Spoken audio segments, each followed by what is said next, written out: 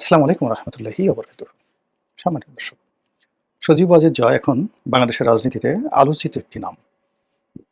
এই নামটি রাজনীতিতে অপরিহার্য কিনা এটি নির্ভর করবে আগামী রাজনীতির নানা সমীকরণ। যদি জামাত ক্ষমতায় চলে আসে, সেক্ষেত্রে বিএনপিকে যদি জামাতের বিরুদ্ধে লড়াই করতে হয়, অবশ্যই তাদেরকে আওয়ামী লীগের সাহায্য এবং সহযোগিতা লাগবে। দ্বিতীয়ত, যদি বিএনপি ক্ষমতায় আসে, সেক্ষেত্রে জামাতের সঙ্গে আওয়ামী লীগের একটি সম্পর্ক হয়ে যাবে স্বয়ংক্রিয়ভাবে। এর বাইরে রাজনীতির অন্য কোনো সমীকরণ নেই। আর যদি তৃতীয় কোনো শক্তি আসে, ডক্টর মোহাম্মদ ইউনূস দীর্ঘমেয়াদে ক্ষমতায় থাকেন, সেক্ষেত্রে হয়তো আওয়ামী লীগের ক্ষমতায় ফিরে আসতে আরও অনেক সময় লাগবে এবং রাজনীতির মেরুকরণটা আসলে হবে না। অর্থাৎ ডক্টর মোহাম্মদ ইউনূস যদি ক্ষমতায় থাকেন, সেক্ষেত্রে আ যে রাজনৈতিক পরিবেশ, সেখানে আওয়ামী লীগের বিরুদ্ধে যে ন্যারেটিভগুলো তৈরি করা আছে, সেই ন্যারেটিভ অতিক্রম করে বাংলাদেশের কোনো রাজনৈতিক শক্তি, সেটা বিএনপি হোক, জামাত হোক, স্বতন্ত্রভাবে আলাদাভাবে আওয়ামী লীগের সঙ্গে প্রকাশ্যে সম্পর্ক স্থাপন করতে পারবে না বা তারা চাইবেও না। এই হলো বাস্তবতা। তো সেই অবস্থাতে আওয়ামী লীগের রাজনীতিতে ফিরে আসার ৩ টি উপায় রয়েছে। প্রথম উপায় হলো ডক্টর মোহাম্মদ ইউনূসের বিদায়, প্রস্থান, এটার উপরে। দ্বিতীয়ত হলো যে আগামীতে জামাত ক্ষমতায় আসবে, বিএনপির সাথে তাদের সম্পর্ক হবে, আর বিএনপি ক্ষমতায় আসবে, জামাতের সাথে তাদের সম্পর্ক হবে। এই রাজনৈতিক সমীকরণে আওয়ামী লীগের যে সকল নেতা রয়েছেন, যাদের বিরুদ্ধে স্পষ্টতই দুর্নীতির অভিযোগ আছে সরাসরি, এবং এই অভিযোগের কারণে যারা জেলে আছেন আর বিদেশে পালিয়ে আছেন, কিন্তু মাথা ভর্তি তাদের দুর্নীতির বোঝা, এটা আপনি নিশ্চিত লিখে রাখেন যে এরা কেউই রাজনীতির মূল ধারাতে আওয়ামী লীগের ফিরে আসতে পারবে না। তার প্রমাণ আপনি বিএনপির দিকে তাকান। বিএনপির হাওয়া ভবনের যে সকল কুশীলব ছিলেন, কিংবা তারও আগে প্রথম দফাতে যে সকল রাঘব বোয়াল ছিলেন, তাদের মধ্যে হাতে গোনা ২-১ জন ছাড়া বেশিরভাগ দুর্নীতিবাজ যারা আছেন, আমলা কামলা, কেউ বিএনপির সঙ্গে নেই। এখন তারেক রহমান সাহেবের সঙ্গে যারা আসছেন, একটা বিরাট সেট তিনি লন্ডন থেকে নিয়ে এসেছেন। এখানে যে মাহিদা আমিন বলেন, অন্যান্য যারা বলেন, আমি সবাইকে চিনি না, সানি নামে এক ভদ্রলোকের নাম শুনি। মানে তারা বয়সে তরুণ, এবং হাওয়া ভবনের যে দুর্নাম বদনাম এদের সাথে নেই। হাওয়া ভবনের সঙ্গে যারা জড়িত ছিল, সেই গিয়াসউদ্দিন আল মামুন থেকে শুরু করে অন্যান্য যারা আছেন, লুৎফুজ্জামান বাবর আছেন, এখন তারা কেউই জনাব তারেক রহমান সাহেবের ঘনিষ্ঠজন নন। তার ঘনিষ্ঠজনের মধ্যে মিয়া নুরুদ্দিন অপু নামে এক ভদ্রলোক আছেন, তিনি আছেন। তারপর তার এক আত্মীয় আছেন ডিউক, তিনি আছেন কিনা আমি বলতে পারবো না। পরিবারের মধ্যে এরকম অল্প কিছু লোক ছাড়া বেশিরভাগই হাওয়া ভবন সংশ্লিষ্ট, তারা ঝরে পড়েছেন। অন্যদিকে হাওয়া ভবনের বাইরে যে সকল মন্ত্রী, মিনিস্টার দুর্নীতির একটা বিরাট, যাকে বলা হয়, কি বলবো, মানে দুর্নীতিকে রীতিমতো একটা স্টাইলে পরিণত করেছিল বিএনপি জমানাতে। তাদের অনেকে মরে গেছেন, অনেকে বৃদ্ধ হয়ে গেছেন, অনেকে দেশের বাইরে রয়েছেন, অনেকে সিন্ডিকেট করে যারা ব্যবসা বাণিজ্য করার চেষ্টা করেছিলেন, তারা বিএনপি রাজনীতি থেকে আউট। অন্যদিকে সিনিয়র যে সকল নেতৃবৃন্দ রয়েছেন, তারাও মানে ধূপ ধূপ করে চলছেন। মানে খোলামেলাই বলি, ডক্টর মঈন খান, মির্জা ফখরুল, মির্জা আব্বাস, গয়েশ্বর বাবু, হাফিজউদ্দিন আহমেদ, বীর বিক্রম থেকে শুরু করে যে সকল সিনিয়র নেতৃবৃন্দ রয়েছেন, যাদের বয়স ৭০-এর বেশি, তারা সবাই জাস্ট এটাই তাদের জীবনের শেষ নির্বাচন। মন্ত্রী যদি দয়া করে বানায়, ভালো, না বানালে তাদের কিছু করার থাকবে না। ফলে দেখবেন যে এইবার পার্লামেন্ট যদি বিএনপি গঠন করতে পারে, তাহলে একটা ব্যতিক্রমধর্মী পার্লামেন্ট হবে। আর সেই পার্লামেন্টে তাদের যে ২ দফা, ১৯৯১ থেকে ৯৬ আর ২০০১ থেকে ২০০৬, এই সময়ের মধ্যে যারা দুর্নীতির বরপুত্র রয়েছেন, মানে রাজপরিবারের বাইরে, রাজপরিবার নিয়ে তো আমাদের দেশে আলোচনা হয় না।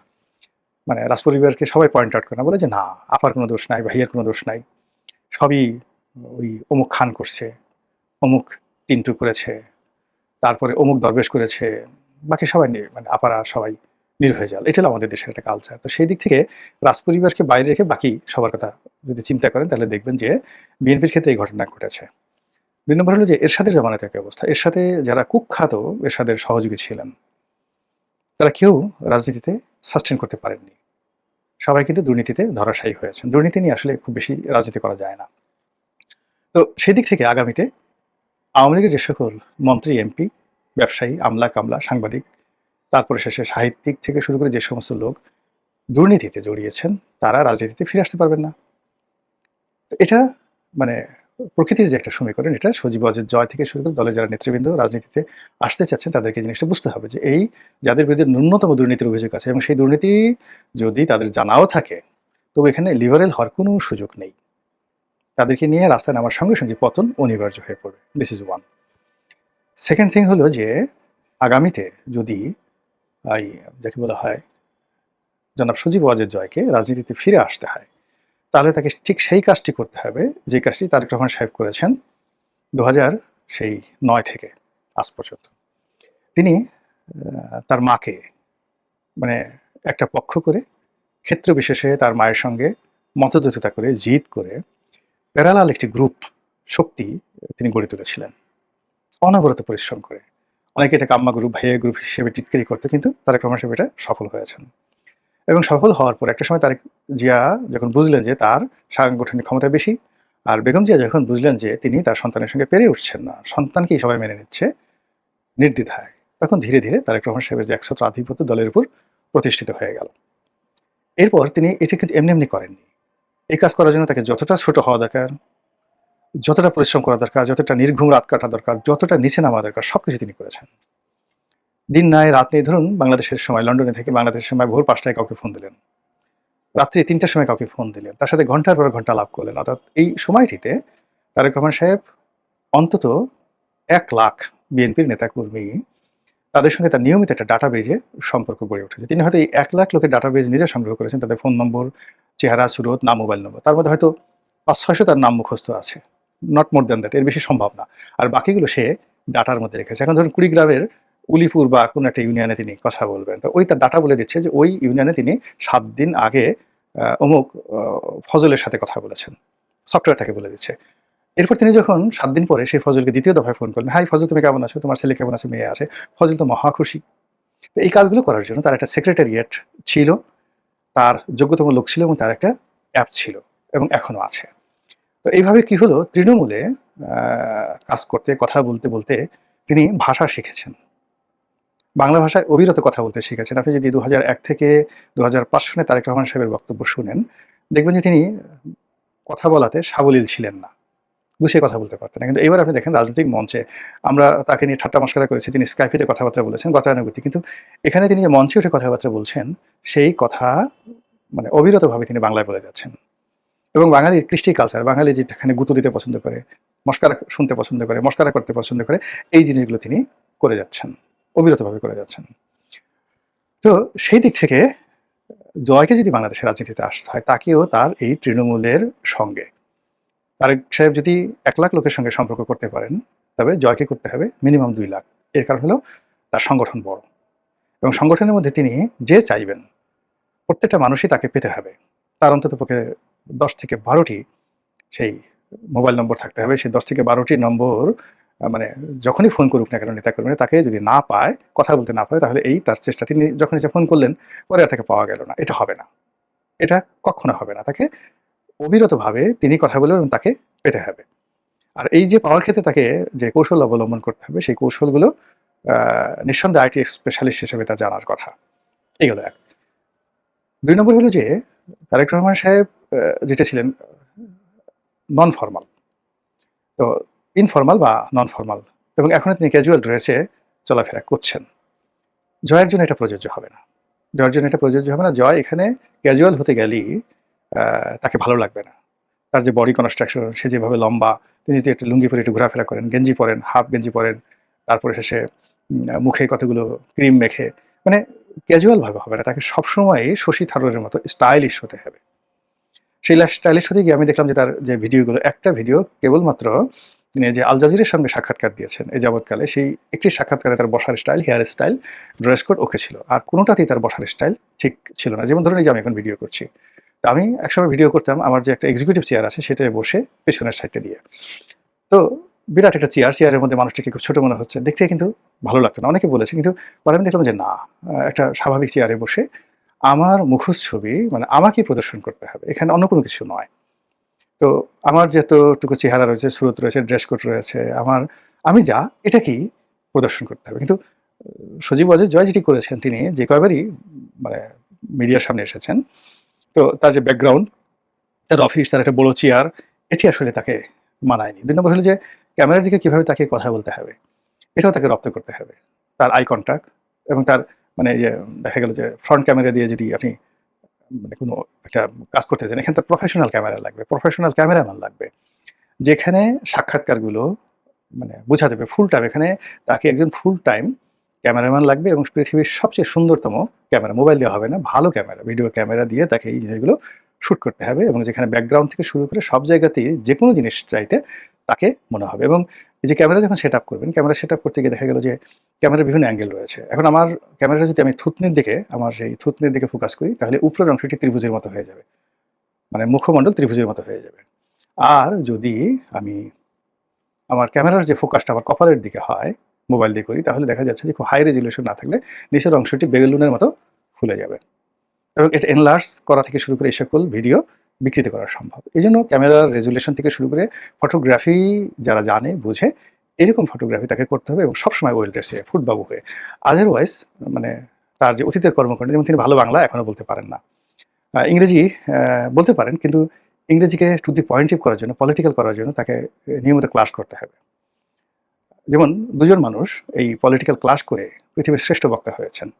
১ নম্বরে রোনাল্ড রিগান, ২ নম্বর হলো মার্গারেট থ্যাচার। তো কাজে আমেরিকাতে তাকে এই যে বিষয়গুলো তিনি বলতে চান, সেই বিষয়গুলো বলার জন্য তাকে যাকে বলা হয় পলিটিক্যাল ক্লাস করতে হবে। হাতে যেহেতু সময় আছে, বয়সও অল্প, বেশি বয়স হয়নি। আমার চেয়ে অন্তত পক্ষে তিনি ৫ বছরের ছোট। তো কাজেই তার সময় আছে। তিনি এই ১ বছর ২ বছর যদি এই ধরেন একটা পলিটিক্যাল ক্লাসে তাকে যদি পারঙ্গমতা অর্জন করতে হয়, তাহলে কম করে হলেও তার ৪ থেকে ৫ বছরের অবিরত প্র্যাকটিস দরকার। আর বক্তব্য, যেকোনো বক্তব্য আকর্ষণীয় হয়ে ওঠে বক্তব্যের মধ্যে যদি আপনি হিউমার তৈরি করতে পারেন।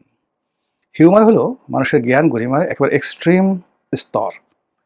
পলিটিক্যাল লোকজন যারা আছে, যেমন উইনস্টন চার্চিল, তারপরে রোনাল্ড রিগান, এমনকি মার্গারেট থ্যাচার, এরপর নেলসন ম্যান্ডেলা, তারা সবাই পলিটিক্যাল যাকে বলা হয় ওরাটার হিসেবে, বক্তা হিসেবে, ইনক্লুডিং বিল ক্লিন্টন, অসাধারণ মানুষকে হাসানোর ক্ষমতা তাদের ছিল। বারাক ওবামারও। কেন? প্রচুর প্রচুর পড়াশোনা করেছেন, এমন কোনো জিনিস নেই তারা করেননি। ভালো সিনেমা দেখেছেন, কবিতা পড়েছেন, গল্প পড়েছেন, উপন্যাস পড়েছেন, ঝড় ঝরে মুখস্থ। ফলে একটি গুরুগম্ভীর বিষয়কে হালকা করে দেওয়ার জন্য তাদের ভাণ্ডারে শব্দ, ঘটনার কোনো অভাব নেই। ফলে তারা সফল হয়েছেন। রাজনীতিতে সিরিয়াস লোকজন বেশি এটা পছন্দ করেন। আওয়ামী লীগে ধরেন যারা বক্তব্য দিতেন, তাদের মধ্যে বিখ্যাত লোক কারা? সবচেয়ে বিখ্যাত লোক যদি ধরেন সুরঞ্জিত সেনগুপ্ত, আব্দুস সামাদ আজাদ। আব্দুস সামাদ আজাদ, সুরঞ্জিত সেনগুপ্ত, এই দুজন মানুষ কেন বিখ্যাত? তারা প্রচণ্ডভাবে মানুষকে হাসাতে পারতেন একান্ত কথাবার্তা, আলাপ আলোচনায়। তো সজীব ওয়াজেদ জয়কেও প্রচুর পড়াশোনা করতে হবে। আমার কাছে মনে হচ্ছে যে তার বাংলা ভাষা, সাহিত্য, বাংলাদেশের রাজনীতি, এই বিষয়ে যে পড়াশোনাগুলো আছে এগুলো আবার নতুন করে পড়া উচিত। বিশেষ করে তার যে পরিবার রয়েছে, বঙ্গবন্ধু পরিবার, শেখ পরিবার, বাঙালি জাতীয়তাবাদ এবং বাংলাদেশের ইতিহাস, সেই আসাম বেঙ্গল পরিষদের যে ইতিহাস, আসাম বেঙ্গল ব্রিটিশ জমানাতে আসাম বেঙ্গল ইতিহাস, তারপরে ১৯৩৫ সনের ভারত শাসন আইন, তারপরে যে নির্বাচন হলো শেরে বাংলা ফজলুল হক, শ্যামাপ্রসাদ মুখার্জি, তারপরে স্যার আশুতোষ মুখার্জি, ইন্ডিয়ান কংগ্রেসের সঙ্গে সঙ্গে মানে নিখিল ভারত মুসলিম লীগ এবং যাকে বলা হয় বঙ্গীয় মুসলিম লীগ, এই বিষয়গুলো একাধিকবার ২ বার ৩ বার পড়ে, ৪ বার ১০ বার পড়ে একটার সঙ্গে আরেকটার সংযোগ স্থাপন করতে হবে। যে কংগ্রেস যখন ভারতে রাজনীতির তুঙ্গে, তখন বাংলাদেশের মুসলিম লীগের অবস্থা কেমন ছিল, বা ঢাকার প্রথম পৌরসভা নির্বাচনে কারা জয়লাভ করেছিল, কারা কারা পৌরসভার মেয়র হয়েছিল, বা বেঙ্গল লেজিসলেটিভ অ্যাসেম্বলিতে কারা কারা হয়েছিল, এই জিনিসগুলো হৃদয় থেকে অনুধাবন করতে হবে, বুঝতে হবে। না বুঝে বক্তব্য দিতে গেলে হাস্যরসের তৈরি হবে। অনেকে মানে বক্তব্য দেন কিন্তু জানেন না। না জানার কারণে কি হচ্ছে, তার আধিপত্য স্বীকার করে নেন সবাই। তারপরে শেষে তার কথাবার্তা শুনেন, পেছনে পেছনে টিটকারি করেন যে শালা কিচ্ছু বোঝে না, দামড়া, বলদ কোথাকার। এই কথাগুলো হয়। এটা সবার ক্ষেত্রে প্রযোজ্য। যার জন্য হয় কি, যে বিষয়ে কথা বলতে হবে আর যে বিষয়ে রাজনীতি করতে হবে সেই বিষয়ে জ্ঞানের কোনো বিকল্প নাই। পৃথিবীর সব রাষ্ট্রনায়ক যারা আছেন তারা, তাদের প্রথম সম্পদ ছিল জ্ঞান, এরপর দ্বিতীয় সম্পদ ছিল পরিশ্রম, তৃতীয় মানে পরিশ্রম মানে মেহনত, তৃতীয় ছিল তাদের সোহবত, তাদের বন্ধু বান্ধব। এই ৩টি জিনিস ছাড়া মানে জয় যদি ভালো বন্ধু জোগাড় করতে না পারেন, সে যে সকল বন্ধুর কারণে তাকে ডুবতে হয়েছে, হাওয়া ভবনের যে দুর্নাম বদনাম তার সাথে জয়ের দুর্নাম বদনাম বাংলাদেশে কোনো অংশে কম নয়। এটা জয়কে কান খোলা রেখে বুঝতে হবে। তার নামের সঙ্গে অন্তত ১০ জন লোকের নাম যুক্ত হয়েছিল বাংলাদেশে। আনিসুল হক, সালমান এফ রহমান থেকে শুরু করে মন্ত্রিপরিষদের অনেকের নাম। সেখানে আরাফাত, পলক এদের সবার নাম যুক্ত হয়েছিল। এখন এই নামগুলোর যে দুর্নাম, বদনাম, সুনাম সবই কিন্তু জয়কে কেন্দ্র করে। এই বিষয়গুলো তাকে কগনিজেন্সে নিতে হবে এবং এই সত্যকে স্বীকার করে ভালো কর্ম দিয়ে মানুষকে, যাকে বলা হয়, খুশি করতে হবে। যেমন আমার নিজের উদাহরণ দিই। আমি যখন সংসদ সদস্য হলাম ২০০৯ থেকে শুরু করে ২০১০ ১ বছরের মধ্যে বাংলাদেশের সকল পত্র-পত্রিকাগুলো মানে রীতিমতো জয়নাল হাজারীর বিরুদ্ধে বা শামীম ওসমানের বিরুদ্ধে যেভাবে লেগেছিল, তার চেয়ে বৃহত্তর এফোর্ট দিয়ে আমার বিরুদ্ধে লাগলো। পটুয়াখালীর ভাইয়া, ভাইয়া বাহিনী। এমন কোনো মন্দ কাজ নেই, মন্দ ন্যারেটিভ নেই যেটি ২০০৯ থেকে ১০ পর্যন্ত ১ বছরে বাংলাদেশের সবগুলো পত্র-পত্রিকা আমার বিরুদ্ধে না করেছে। এরপরে দলের মধ্যে সবচেয়ে প্রভাবশালী যারা লোকজন রয়েছেন তারা শেখ হাসিনার কান সবসময় ভারী করেছেন। তো এই যে ন্যারেটিভগুলো, নেতিবাচক যে বিষয়গুলো আমি একটাও ডিফেন্ড করার চেষ্টা করিনি। ডিফেন্ড করার চেষ্টা না করে আমি এমন কিছু কাজ